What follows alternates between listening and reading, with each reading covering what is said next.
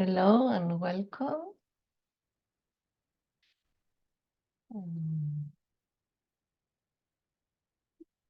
I cannot see. Cheyenne, I cannot see. Maybe I should stop sharing and then I can see the people. Yeah, if you click on the participants tab, you should be able to see the list of attendees as they file in. I cannot see them on the screen though. Can we see them on the screen? No, they won't be able to turn their cameras on. Oh, okay. Well, that's a pity. Okay, faceless people, welcome. This is very unusual. I normally like to have a connection and see who is there. But, well, we will do it like in the radio here.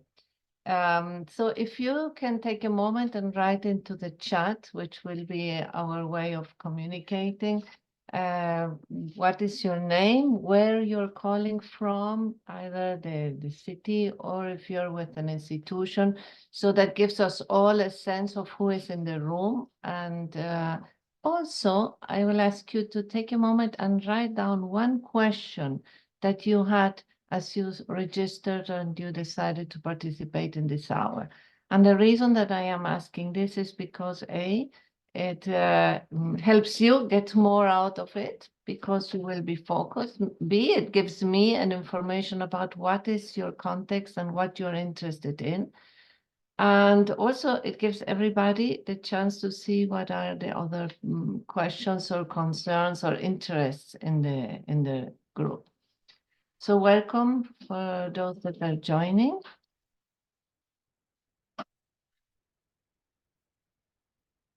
Cheyenne, is there a way to write this into the chat so that I don't have to repeat it? Oh, thank you. Yeah, I can add it into the chat. Great. Because for those that are just arriving, welcome. And if you can write into the chat where you're calling from, what if you are with an institution also, and what is a question that brought you, that drew your interest and that you would like to have answered at the end of this session.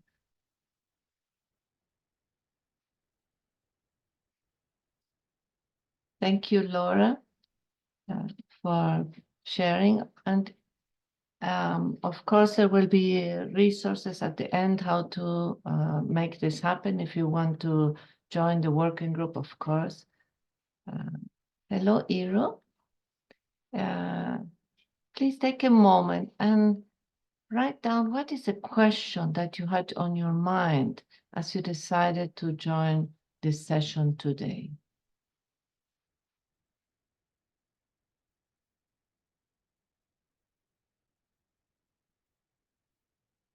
This is a very important step in ensuring that what is important to you, what is on top of your attention, gets addressed. So when I can hear, understand where you're coming from, what is the interest that you had, or what is a concern or a question, particularly a question. Measuring students' mindset shift. Thank you very much, Louisa. I definitely will address that. And Iro, also, if you can write down what is a question that you had as you were joining this session today.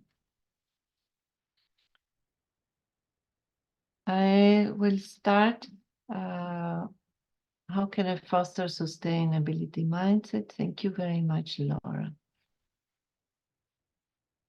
And so I will start sharing my screen, but really I encourage you to take a moment and write into the chat where you're calling from, and also what is a question that you had on your mind as you registered to the session, you decided to come to this hour to make sure that it gets addressed.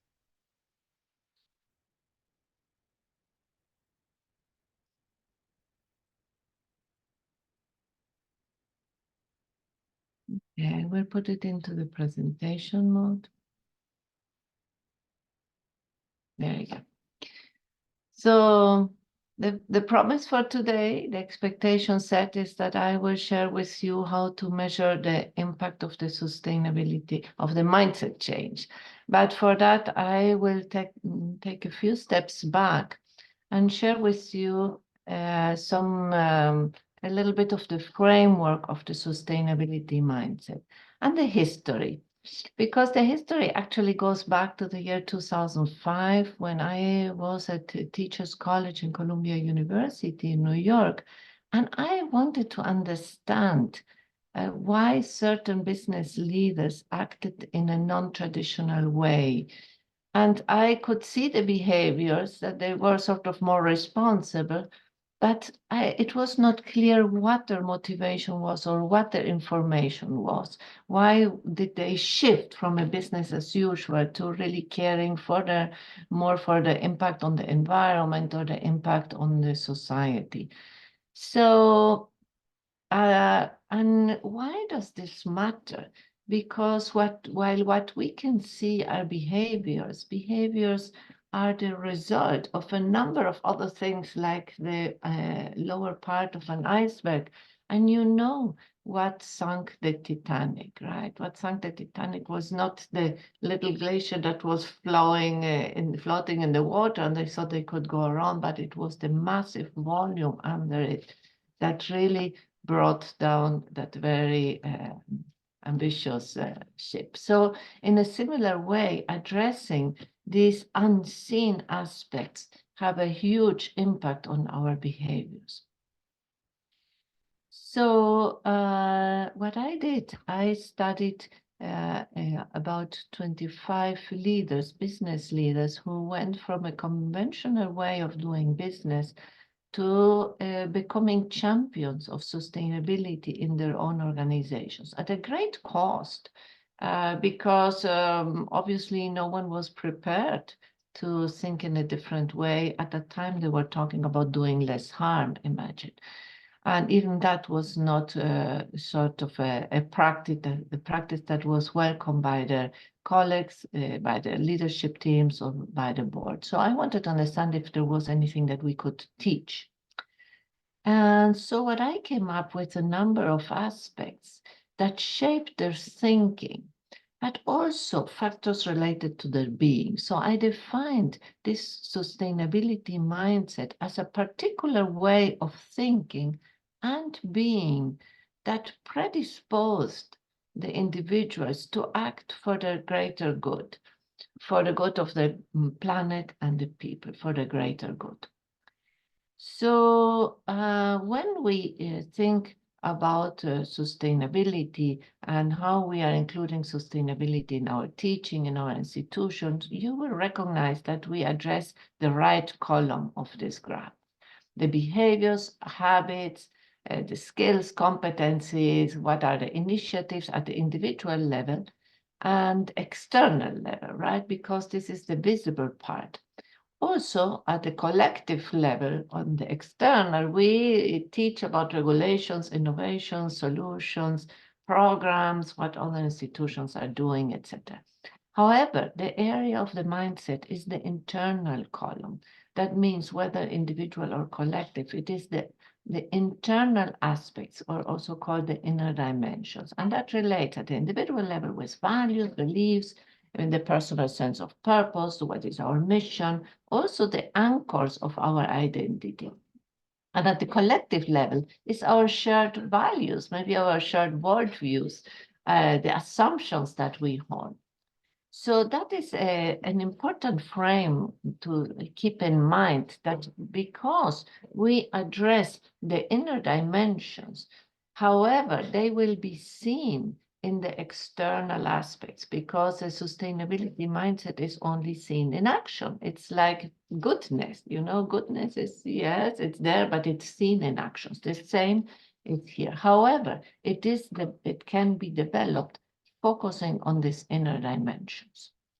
So how to access the mindset? My study, coding these many hours of interviews with these business leaders, led me to find that there were a number of aspects that they shared in common. And that these aspects, actually, I focused only on those that could be intentionally developed. Because if something was personality or trauma, we cannot replicate that. But I was interested in those that we could intentionally develop. And so those fell into 4 content areas: ecological worldview, systems perspective, emotional intelligence, and spiritual intelligence. These were the 4 content areas in which these principles fell that I identified.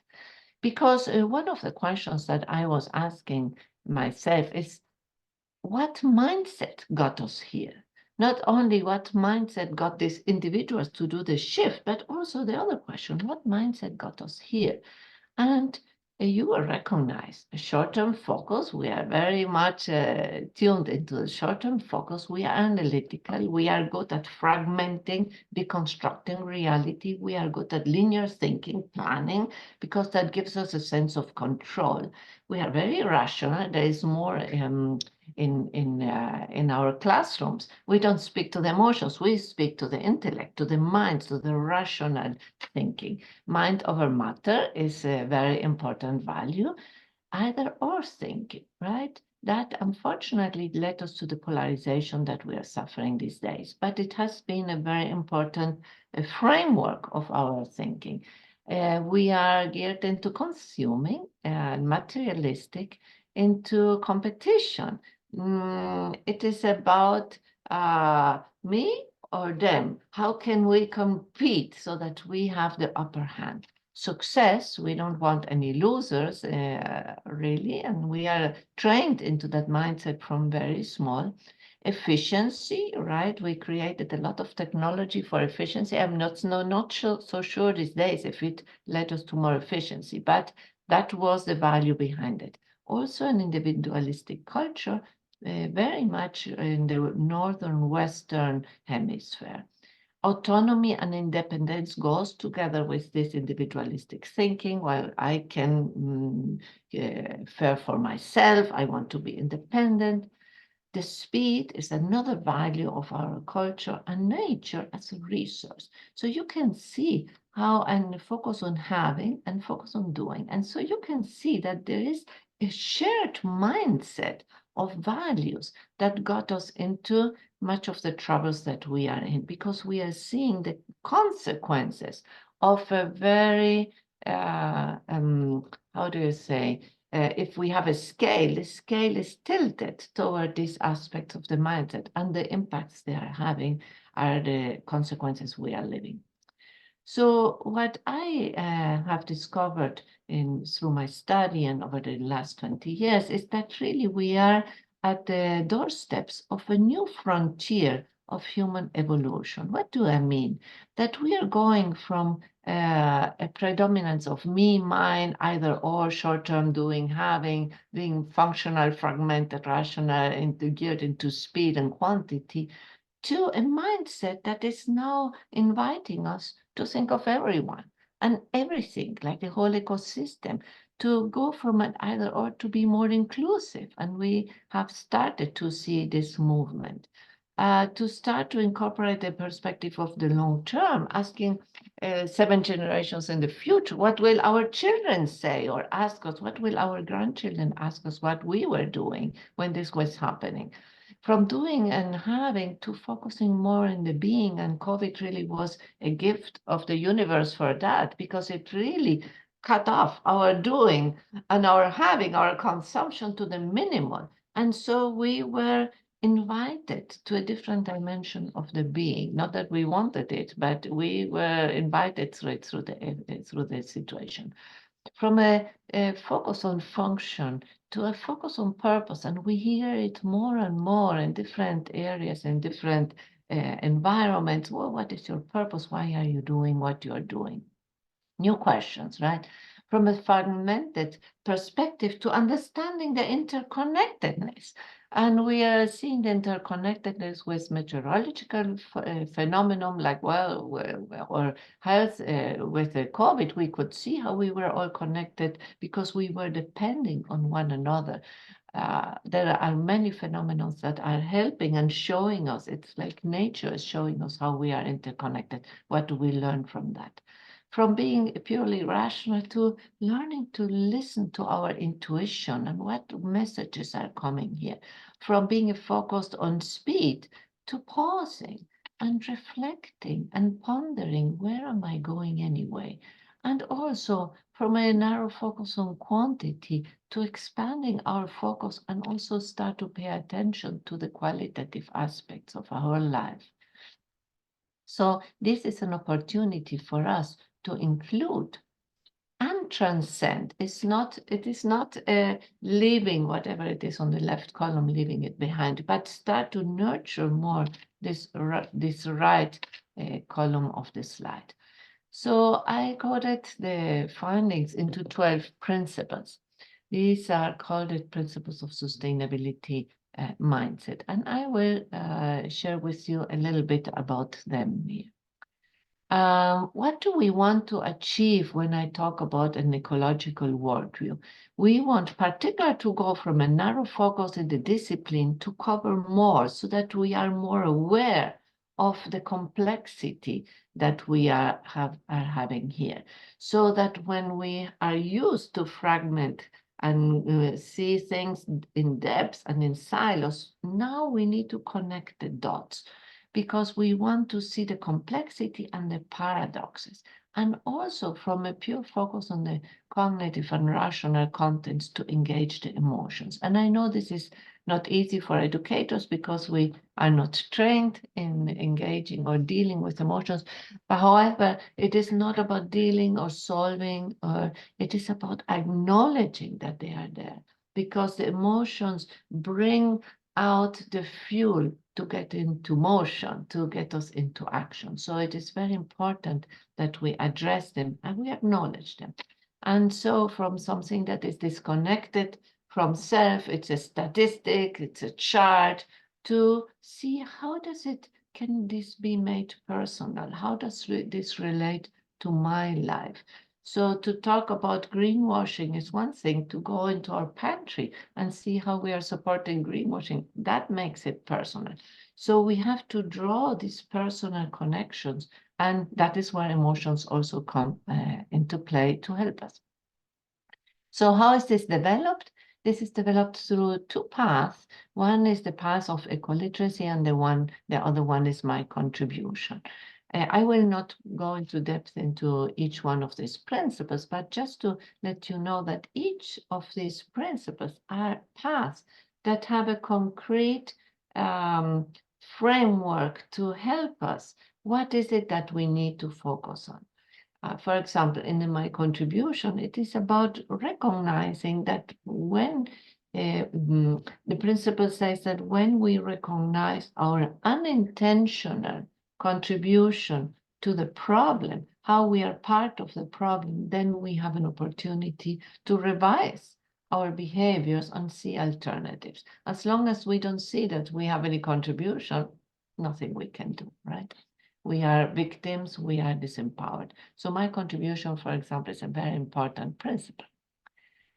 In the content area of systems perspective, what do we want to achieve? And many of you probably are already developing systems perspective, because that has been in the research from many different angles and has been brought into developing sustainability mindset or worldview or thinking or competencies. So we want to transcend the analysis and go a little bit into relations. How are things connected? From an either or, we want to allow and have conversations about paradoxes and understanding and feeling a little bit better, less uncomfortable with complexity, because it is easier to say either or. It feels like everything is black and white, but reality, as we know, is not black and white. So how do we allow a conversation to raise these topics and see the complexity? And there are no easy solutions, nor do we as educators have the solutions, but they have to be created. So from having a good fragmented understanding of the world to see the whole, to go back and see the context. What is the context? Because that gives us a depth of understanding of what is happening now, from deconstructing to seeking patterns, cycles, flows and processes and feedback loops, and for the focus on quantitative to the focus on qualitative. As you see, this is some of these things that I mentioned in one of the first slides, what we want to achieve as a whole. Now it is brought into each of these 4 content areas: ecological worldview, systems perspective, emotional and spiritual intelligence. And each one of them addresses particular aspects of what we want to achieve to develop this new mindset that is more resilient and more prepared for the world that we are facing. I ask you to please, if you have a question in the moment, write it into the chat, because I don't want with my chatter to distract you from the questions that are popping up in your mind, because these questions are important. They're important because they are how you will be linking what you hear to your reality, to your own context. And also it will help us do a mediated conversation. It is mediated because I cannot hear your voices, but I will hear your voices through the words in the chat. So I will do a pause now of 30 seconds or so to give you a moment to say, okay, I heard a lot. And before I continue, let's take a breathe and see what are the questions, what are the insights that are coming up for me as I connect it with what I'm already doing or what I want to do. So I will pause so that you don't have to decide, should I think and write or should I listen? So I will pause for a minute or so. Isabel, too, if people want to ask their question aloud, if they raise their hand, we should be able to unmute them. So if we can't see, maybe we can at right. least hear the voices. So if you do want to ask a question aloud, Okay. if you raise your hand, I'll be able to unmute you. Okay. And also you can write it into the chat so we can take them there.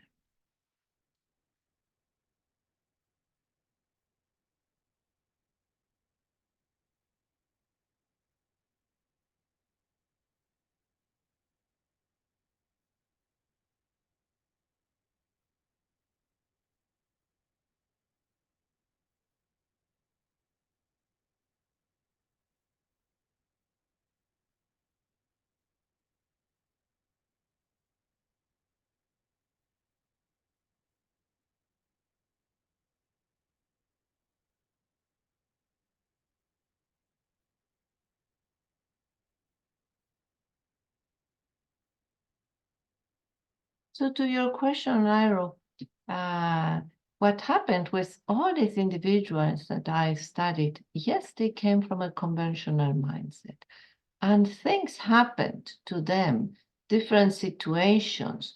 As a result of these situations, they started to develop these aspects that I'm sharing with you. So in a way, what I did, and I met them where they were already in a more sustainable mindset. And I asked them, were you always like this? What happened? I already had selected some that were conventional before and that they shifted. So I knew that they were not always like that. But I wanted also to test, to hear their self-awareness, their insights about their journey. And through their stories, I started to pick up different aspects. For example, one person said, I was so focused on our plans and how we were achieving the things we were achieving, that anything that came in the way was an obstacle that we had to swipe away. For example, a person, he worked in a fast food chain, and he had people demonstrate in front of the shops, in front of their shops, the restaurants. They were with banners and they were saying that this was not healthy food, and so it was like, oh, can you take these people away? They're making noise and they're keeping customers from coming in or perturbing what. But then after some time, he said, well, let me see what are they talking about? And so he started, he invited a person who had been studying food and health and said, and so when he talked to this person and he started to realize that they were these people protesting outside actually had a point. And that, I'm telling you, I interviewed people between 2005 and 2010. That means that they already had gone through these changes, like in the late 90s or in the beginning of the 2000s. Don't think today, think like 20 years ago. And so when they started to realize, so one of the things they said, oh my God, there is more than what I think. I need to listen to these voices. I need to understand beyond my fragmented idea of business. So they were expanding, as I said, in their ecological, they were forming an ecological worldview. They were expanding in time frames. So it's not just what we are doing today, but what we did 3 years ago is having an impact today. So they were expanding their short-term thinking. They're going from going quantitative, our numbers, to seeing what are the qualitative impacts of these numbers. They were going from either we win, we are the good ones, and they are the bad ones, to starting to think, well, we may have to think in the both end terms here. How do we do it? How does it impact our numbers, and how can we keep ahead with both? They started to be connected with their emotions.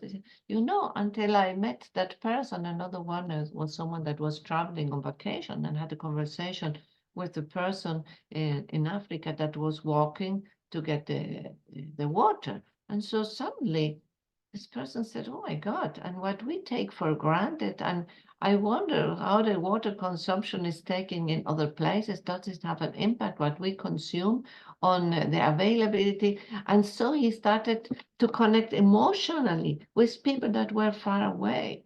And then these emotions were what caused these people to get more engaged and try to understand. So there were a number of factors. They were all mixed together like in a salad, but I was able to take out one another and say, oh, this comes again, here again, here it again, here again. And so after studying and looking at all that data is that I started to say, okay, you know, actually there are things that we can develop. And it may not be by chance that it happened to these people by chance, but we can do it intentionally. To Xenia, actually, while my study was only with people that were working in the US, since then I started a community of educators and scholars that are in 58 countries. And for the past 14 years, we have been testing and listening from them. They were trying to say, oh yes, this resonates with us, and actually we are not doing enough, we should be doing more. This is something that I can see here. Interesting, a lot in developing countries, for example, like Indonesia, they were saying, educators were saying, yes, you know, we have these deep traditions that link us to the land. However, the students spend so much time on their devices and they're absorbing without scrutinizing a Western culture that is sort of jeopardizing the rich ancestry, the rich wisdom that we have. And so instead of valuing this connection with our values from 1 or 2 generations behind, they are jumping into adopting something that comes from another culture, the Northern Western. So what about if we help them notice what is it that we already have? That we don't have to go through that to go back to nature. We have already the closeness to nature. How do we value it? So there's a very interesting movement of not being sucked in to a very pervasive Northern Western materialistic culture. So to your answer to your question, Xenia, it has an application, and we have seen it, that different people in different locations are able to take out. These are the most urgent aspects that we need to have conversations with our students. So keep writing your questions, and I will continue with the next slide, and then we can pause again. So for the systems perspective, as I said, Sorry, I forgot to translate it. I did a presentation in El Salvador last week, and I was adapting something that I had done. So for the systems perspective, there are four principles that are very clearly paths to develop it. One is the long-term thinking, that's the pensamiento a largo plazo, the both and thinking, which is pensamiento no dual, so you learn Spanish at the same time, the flowing cycles, and the interconnectedness, the interconnection. So these four, it's just a keyword, but each one has a principle that explains when, for example, interconnectedness, when we see how we are deeply interconnected, it changes our decision making, and it also brings about, develops more inclusive solution, and it develops gratitude. So it does a number of things at the same time. So now I go to the next one. The next content area is emotional intelligence. So particularly, I found the three principles that were related to the emotional intelligence. And these three principles were able to achieve the following things: to go from resignation, and we hear it every day, oh my way, oh my God, we are already too far in this journey, nothing we can do. Hey, hello, what can we innovate? What are our opportunities to innovate? Which is more, it gives us more power than feeling resigned to what has to happen. From being rigid to practicing flexibility. From desperation, we see it in climate anxiety a lot, to developing resilience. From resisting, I don't want to hear about this, I just get depressed, to learning how to adapt.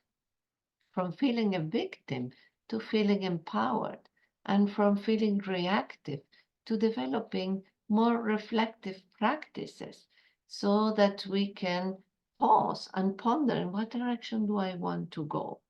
Like we are doing now, we are doing little pauses so that you can process all this that I'm saying, what resonates with you, and see what makes sense for you, or what is it triggering some curiosity for you. From being unconscious and having automatic reactions to be more aware. And when we are more aware, we have more choices. And for being defensive, with defensiveness is nothing bad. It's protecting us from something that can be harming. But if we are introspective, we also can have choices, and broader choices, about what is it that we can do.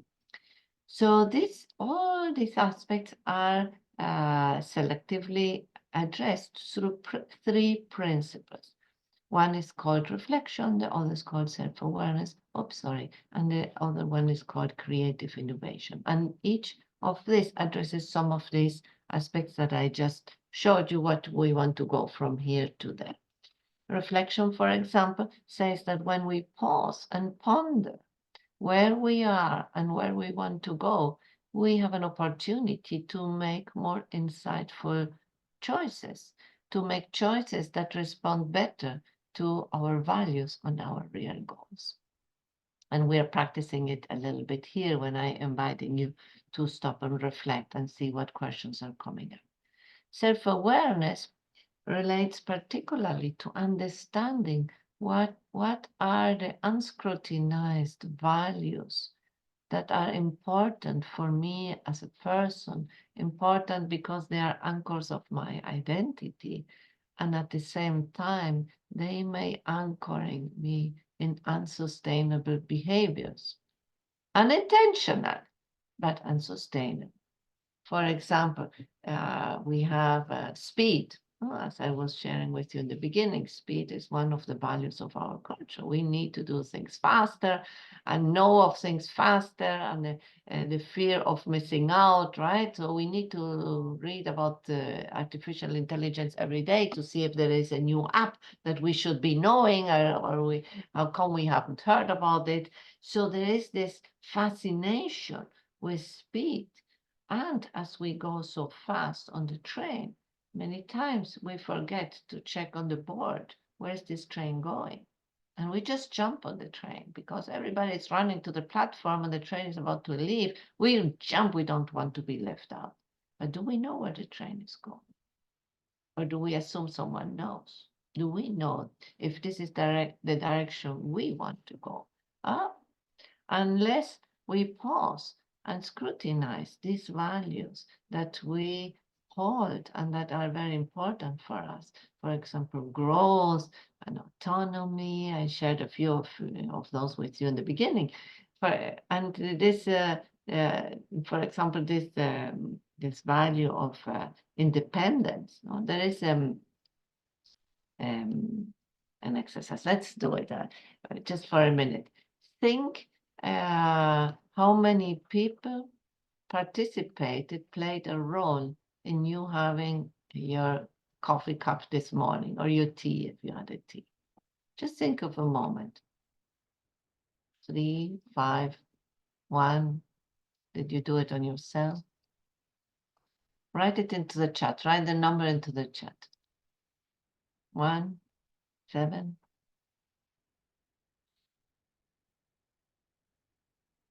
How many? 10? Yeah, maybe 10. Someone else? Less than 10? 1,000? Xenia. Xenia was anything after 20 becomes 1,000. This is a very quick way. Well, obviously, when we are in a classroom or in an event, we can start listening to these numbers, and people say, "Oh, it was just me and my mom who prepared my coffee." And then someone said, "What about the coffee grower?" "Oh, yes. What about the wife of the coffee grower that is taking care of the house so that the coffee grower can go out on the fields?" "Oh, yes, actually." "What about the electricity company, the power company that had the milk because I put cream, and the cow?" And so we start to realize that we are in debt to so many people that we will never know. And all they played a role in us having a coffee. So probably even more than Xenia you said, but I said a wonderful stepping stone to realize when we say we are independent and autonomous, what myth is that? It's just to provoke the thinking, right? So well, the same goes with creative innovation. It's another fabulous path because if you look around your house, we almost have to reinvent everything. Everything is in a way or the other unsustainable. I was listening this morning to a new paper published that talks about how there are microplastics in the testicles of humans, and so that they don't know what is the impact on fertility of the microplastics. And how can we get away of that? Because it's not that we're eating the plastic, we're eating the fish that ate the plastic. And who knows in how many other ways we are eating. Maybe when I drink my water, my plastic, but maybe this is filtering into the water, who knows? So really we need to reinvent everything. So we need a lot to unleash our creativity. We cannot leave it just for the artists to be the creatives. We all have to come up. And when we were 4 years old and 5, we were all creative. We didn't know we were not creative. So we have to shake off all these self-limiting thoughts and unleash all the creativity we can create, we can bring up.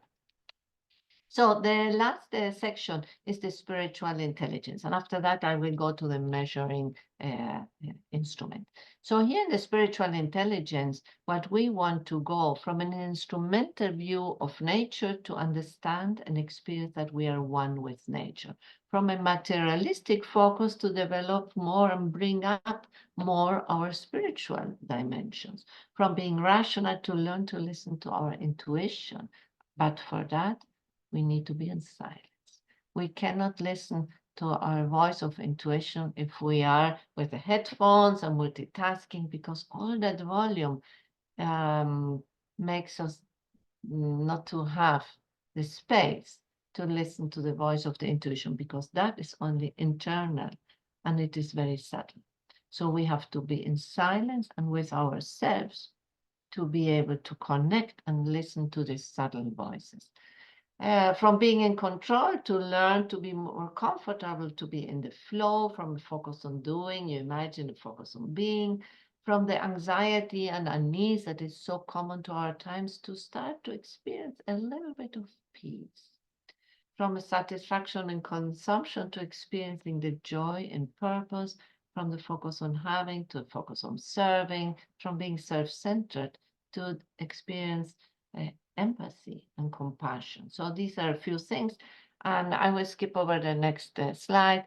There are three principles that develop that. One is called oneness with nature, the other is called mindfulness, and the other is called purpose.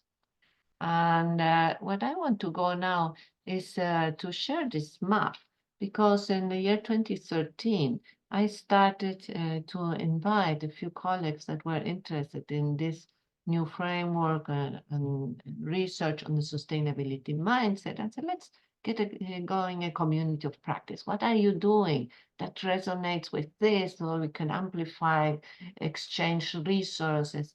And so today, these are, in most of them, it's just a point for the country, not for the cities, because there are many more cities. There are almost 300 members, and you're welcome to join in all of these countries. And what that makes it shows us, with the experience and the context of these different colleagues in our interactions, we can see, is this working?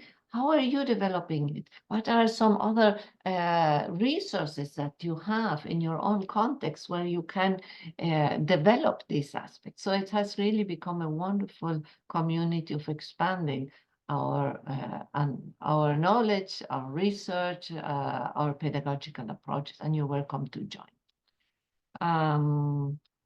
How is this accelerating change? And I wanted just to share you a few examples. Yes, we are using it in business schools, but also in schools of engineering, schools of law, and music schools. A few days ago, a band director from a school in Arkansas, she shared how she brought her students in the music school of music to find different musical pieces that would represent these principles. And the students were creating these metaphors and saying this musical composition reflects ecoliteracy. This musical connection reflects our sense of purpose. And they were established, and they did a concert. I mean, it was mind-blowing how they used art as a way to translate and to communicate to the broader community. Sustainable cities, cities from Europe have approached us. They want to develop the mindset in their cities. Faculty training connected to the SDGs, definitely, because this is a mindset that facilitates, prepares individuals to engage with the different 167 targets of the SDGs. In the financial sector, there is a colleague in Australia who wrote a book. It's called Developing Sustainability Mindset for Financial Institutions, something like that. It's on the title. For coaching and nursing and schools of architecture.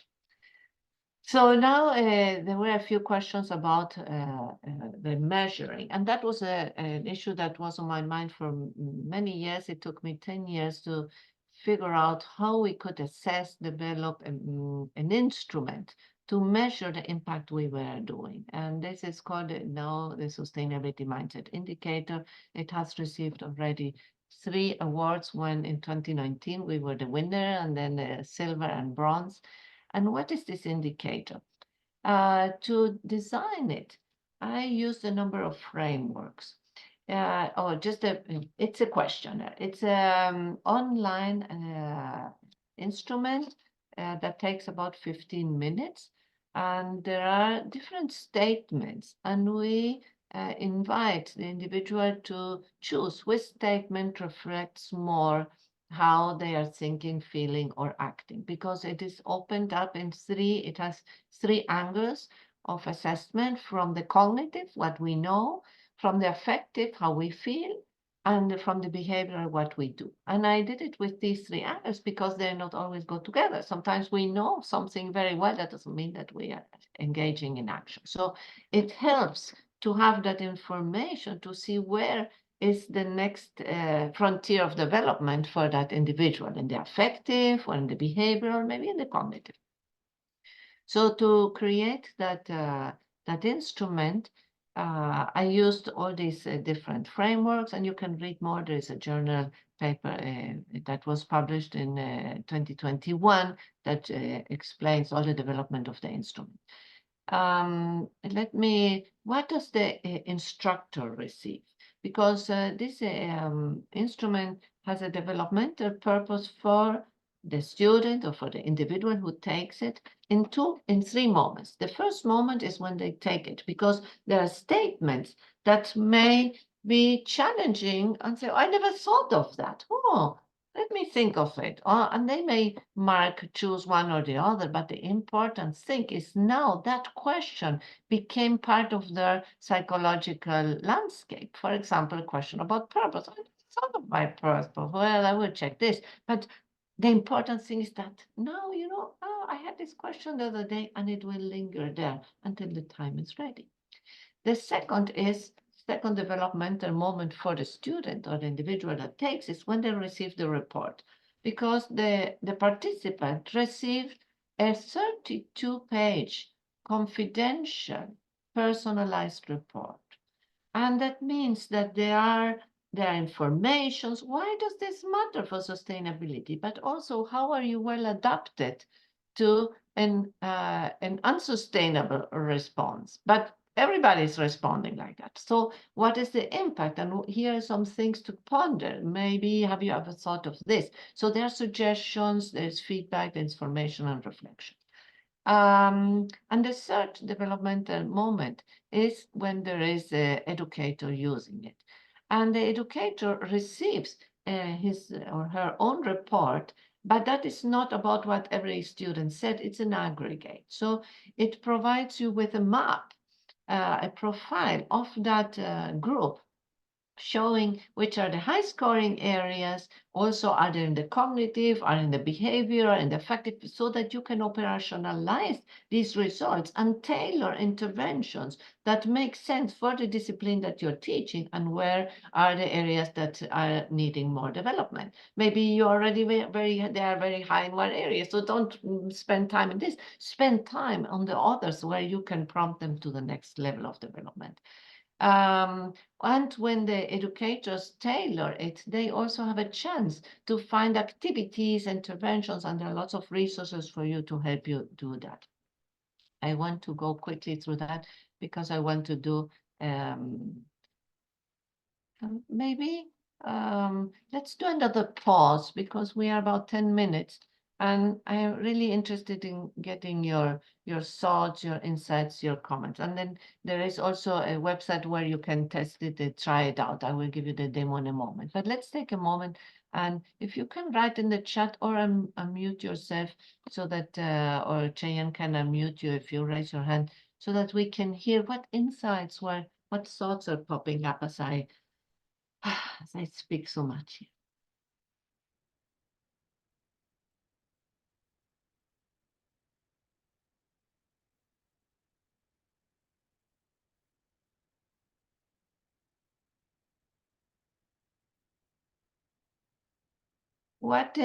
In what country are you, Xenia?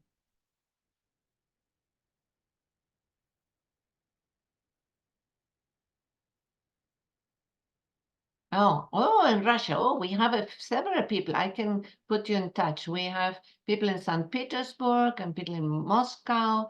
So I have several that I would be delighted to put you in touch with. And they give you all information, and we can chat also how you can join. But also you can hear what they are doing. They're doing amazing things, so innovative. South Africa. Also, we have people in Gibbs. I think it's the Gordon Institute, and no, you write to me, and I give you my email. This email is for any one of you that wants to follow up. Here you have my email, and then we can chat. And I can introduce you to, I would love to hear a little bit more what you're doing if you want to join. So what other questions? Also in Pretoria, we have someone. I'm thinking where else. What questions come to you or insights as you heard me touch all these different aspects and experiences and tools?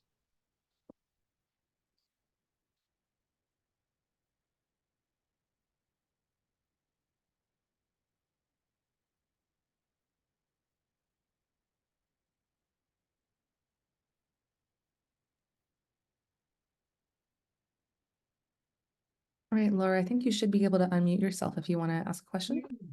Hi, can you hear me? Yes, hi. Oh, hi, Isabel. Thank you. That was really fascinating, and I suppose it's not really a question; it's more of an observation, really. That I'm based in the UK in Bristol Business School, and my discipline is marketing, and obviously a lot of the theoretical models that we teach are fundamentally based on rational, linear decision making. So it really resonated with me, sort of being very much a part of that Western extractive, materialistic it kind of institution. So yeah, well, I suppose it's reassuring because we're already doing quite a lot of things to kind of integrate a more spiritual mindset, to take into account more of the sort of emotional aspects of things. But what has really struck me is how useful the tool I think will be in kind of in measuring that and seeing how our students can kind of move from that very that rational kind of consumerist mindset to something a bit more systems led and emotionally intelligent. So just wanted to say thank you, really. It's really, really interesting, and I think it's something we can definitely use at UE. So yeah. Thank you, Laura. And I would be delighted to put you in touch. There are several professors in the network, in this working group, that have worked out new syllabus for marketing, particularly from within this Fantastic. perspective. And I would love to introduce you to them so you can discuss or touch base. They are in the US. One is in Colorado, Abigail Schneider. She is in Regis University. The other is Linda Irwin. She's actually the editor of two of our edited books. The Transforming Business, the green one that is there on the screen, and another one that is forthcoming with Routledge this year. And so I will be delighted also to put you in touch with other colleagues in the UK that are already using the instrument and have been doing papers and presentations so that you can hear more of their experience. And of course, I'm always available. Thank you. So just get in touch with me. The email is Will do. on the screen. So Hamun, I will read this out loud. Many of the studies in responsible management education about some new methods or courses related to sustainable development, and the instructor has assessed the impact of the new course. However, many of them have the issue of rigor. They, in many cases, try to convince the audience via the result of a survey that students confirm that they haven't improved their sustainability mindset through engaging in the course. What are suggested methods? I mean, developing a new course and wanting to show the impact on achieving. I would love to have a conversation a little bit more leisurely than this quick back and forth. So if you reach out to me, let's have a chat about it. I'm very interested in what you're doing and your experience, and then I can share a little bit more in depth. I invite you to do the demo after this session, not now because there are only a few minutes left, but take your time and you go on smindicator.com and you find the demo. The demo is a section of the real instrument, and when you do it, you will see that actually it's not at all you have to choose this. It is really, it's not a right or wrong instrument. It's an instrument to map where you are, and wherever you are, wherever we are, it's the right place. And we have come a long way, and we have a long way to go. So it is more, if it's a more, how do you say, it's acknowledging and respecting where everybody is, and yet showing possibilities moving forward. So take a look at it, and let's have a conversation about it. I would love to have someone for Iran. We don't have any representative from Iran. So it would be wonderful to get your voice into that working group. Thank you, Cheyenne, for putting the email address. Claudia, I will read it out loud. I used to teach a lot, and this resonates. Now I'm back to work in sustainability in the corporate world, more challenges. Oh, yes, I know that. There is a training that is for facilitators and coaches, and I invite you to check it out in the website, because that really helps people connect these aspects of the mindset with the real context of a corporation or a team. And it's a new it's a new training, so people are really bringing their own knowledge, and we are exchanging. It's very interesting. Right now, there are people from the Philippines and from Singapore that are participating in the group, and one from the Netherlands. So the interconnections are very rich.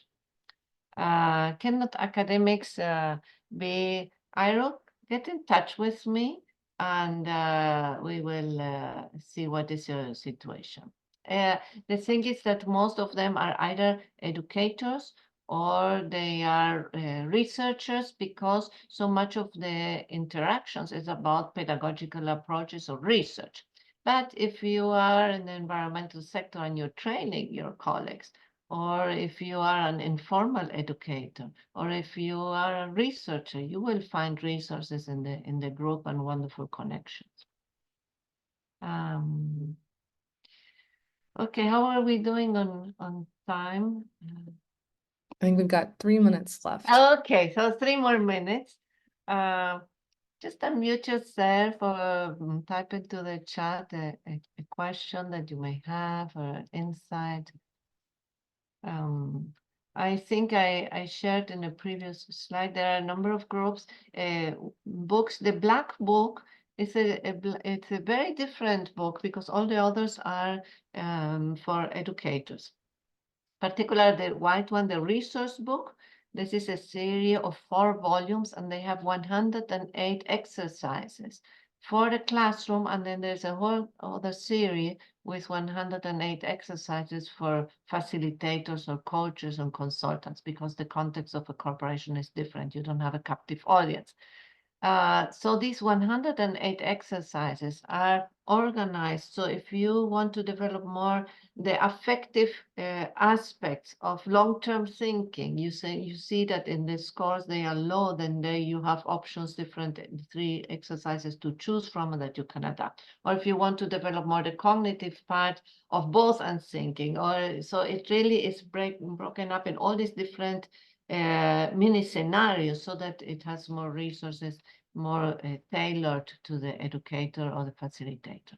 There are 4 workbooks for each category. And then the sustainability, the Black Book, just a quick mention, that is the first book that I wrote for a broader audience. It's written as a theater play. It is fun, it's engaging, it's not filled with scholarly citations, because it's written as a conversation between 5 strangers. And these 5 strangers engage in a conversation about sustainability without having any particular knowledge other than what life brought them. And they are in different age ranges, and also in different locations. One is a Japanese woman in her 20s. She's in Tokyo. Another is a German software engineer in his 40s in Germany. Another is a Hispanic working in a big international company in Houston. And the other is a Black American, African American woman, an entrepreneur. And the 5th person is me.